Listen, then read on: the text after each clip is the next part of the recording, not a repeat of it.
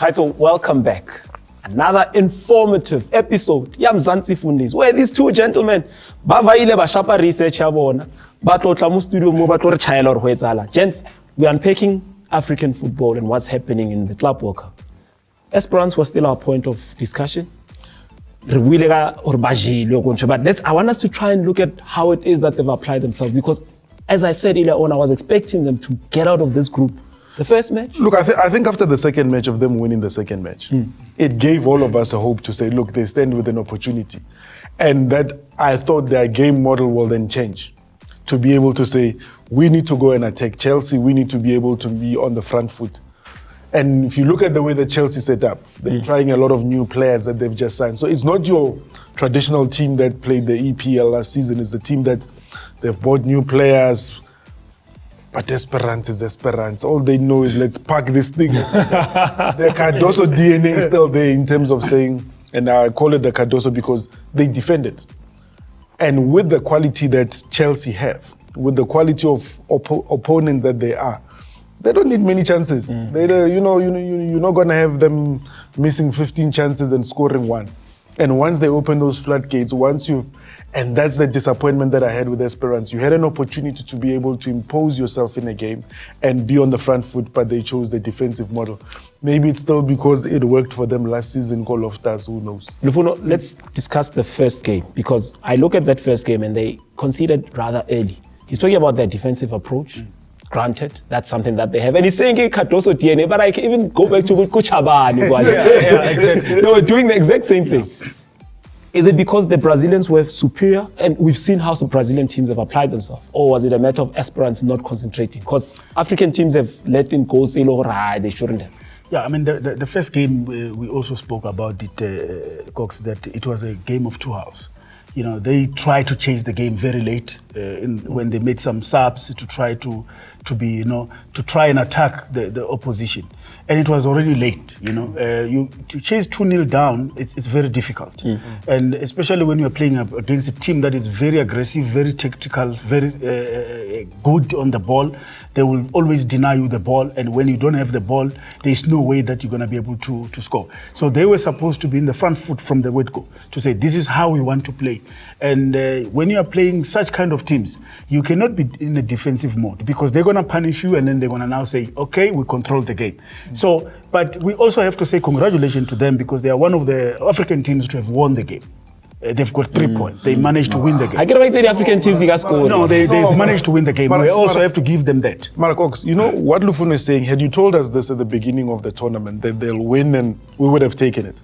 But it's in the how they lost that then kind of gets under my skin, because you're going, you had an opportunity. You had potential to be able to go and say, we can be able to win this or get a draw. But they just chose to be able to say from the offset. So you forgive them against the Brazilian opponent, against, they were playing against Flamengo. Do you forgive them that match and we can focus on the other two matches? Forgiveness. The Chelsea game, between them. You are being unfair. The Chelsea game was all in or out. They had to go there and push. But they didn't look like an all-in team. That's the thing. That's the thing, Cox. They didn't. At what point did they look like a team that's saying, we want to win and we're going to go? You've got the players who are internationals that are able to say, let's go forward. Because once they were 2-0 down, they look like a team that wants to score. Maybe it's an African thing, because I saw when Sundowns played against Dortmund, they did the same. But you've got to be able to say, maybe Esperance should have set up from the beginning to be on the front foot, but they chose the defensive patterns instead of trying to go forward. How they won their second match, was it convincing? Did it give you confidence to say, I know that Esperance, this is what they're capable of, and they're more than capable of going further to now getting a result against Chelsea? Yeah, most definitely, Cox. I was thinking that, this win should be able to wake them up. Like, what was happening? That second game, nearly tibang last minute. But Esperance, how they play. That's my thing. That is the only thing that they need to change. It's in the DNA. That's how they want to play counter-attack football. They want to use set piece to beat you. That's how they are. They're not a Sundowns team that will go at you and try and push. And that's why we all together also surprised on how Ali played, because Ali doesn't play the way they played. So I'm just giving an example. The Northern teams in their DNA to play like that. But They will the DNA need one must goal to change. punish you. And at the stage, you cannot defend forever because the teams that are playing, they got quality. They will unlock you. They could have been punished, and they will punish you.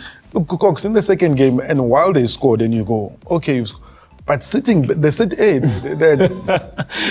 Any tactics, the Champions League. Exactly. That Cardoso-ness. And unfortunately, that's them. While you may get upset with them and be saying, you had an opportunity, but that's who they are. That's how they play. That's why when you look at, like Lufuno said, when we spoke earlier about Al-Ahly, they created chances which was unlike northern teams, but they did well. And you are hoping that having watched Ali, having watched Sundowns, can you not, Chief, here's an opportunity to go to round of 16, man, press that thing, Chief, man. Mamphosa, I like the fact that you're mentioning Masandawana.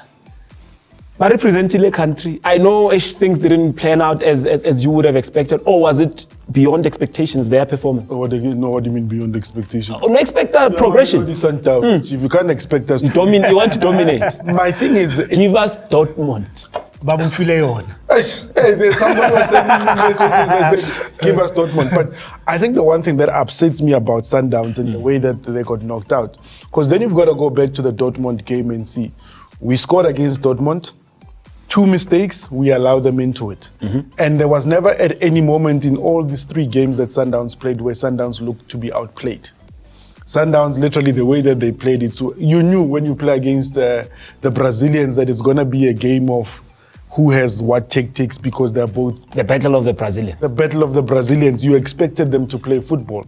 But at any moment, we could have snuck a draw against Dortmund the way that we played. Should have. We should have. That would have then put the game in a different... And I mean, you were also in a giving mood. You gave Dortmund half of their goals. Well, it's like 3 of the goals. Gift of the givers. But that's the thing that you say. When you play out from the back, that's what you've got to be able to take. But you've got to minimize those mistakes and say... And had you said this at the beginning of the tournament, would I have taken it? I would have said, Dortmund, 4-3, yes. But the way that it happened... You then go, man, we could have done better, we should have done better. I expected the Brazilian one to be a tactical game, which it turned out to be. He's talking about the Brazilian game being a tactical match, but this is their source. That's where they go to try and get people that are better. How do you expect to be better than your source? It's just impossible. Mpho, look, you are back, but you have won our heart. Correct. Africa is happy on how you exert yourself as a team, and I'll give it to you. All right. Man of honor. What happened today, Lufuno? No, look. Staying up late has caught up with you. I'll give it to you. Yes, sleep deprived. But honestly, if you were to look at this from when the tournament started, Sundowns should have said, we're going to get 3 points in our first game. We need to get a draw against Dortmund, because a tougher team that we're going to play is the last game. So we need to be sure ourselves by the time we're going to play. But Lufuno, the rankings say Dortmund. No, Dortmund can be so fat. Sundowns should have won that game. Sundowns created enough chances. Sundowns in the first 45 minutes, if you look at that score, it's not a true reflection of the game in the first half. Sundowns missed opportunity. But that on its own should tell you, Cox, when you have your team or your opponent drowning, in the water, raising a hand, say, help me. You don't pull him out. You push him in. And that's what Sundowns supposed to have done at Dortmund. There's a 19-year-old that you gave an opportunity to. On the world stage. Fearless. Go forth and prosper. But isn't this what this tournament was about? Because it's one thing you look at, Lekoko has won the AFCON. AFCON, He's the coach continental champion. And you've got to be... Who gets a salary from SAF. And this is what you want, because the one thing that you've got to be able to do, there's an evolution that's happening within the Sundowns team. Because coming back next season, can Lekoko still be saying he's still learning? No, he can't be learning because he's had his first season. Now you've got a Cupido who went to America and said, no, don't worry, I got this thing sorted. I'm here to eat people's lunch. Somebody's lunch is gone. So, and then you've got Lunga there, the left back, who said, Mudiba, here people thought you were going to play. Lekoko, one thing I'll tell you. Now, I'm happy that Cardoso watch our show. Because we told Cardoso about Cubido. We told Cardoso about Lunga. We also told Cardoso that he needs to play young players. Lekoko, why all of a sudden Lekoko has been benched? He was doing exceptionally well, and then all of a sudden he didn't listen to one thing. He still plays at tours. Okay, sorry, Mampos. Well, Cardoso, we thank you for sharing last show, and yes, we really hope you're enjoying this show. That's all we have for this segment. When we come back, we're going to unpack a bit more on what's happening in our league. We saw Escotini. They've announced their man. The drums will be beat. Do stay with us.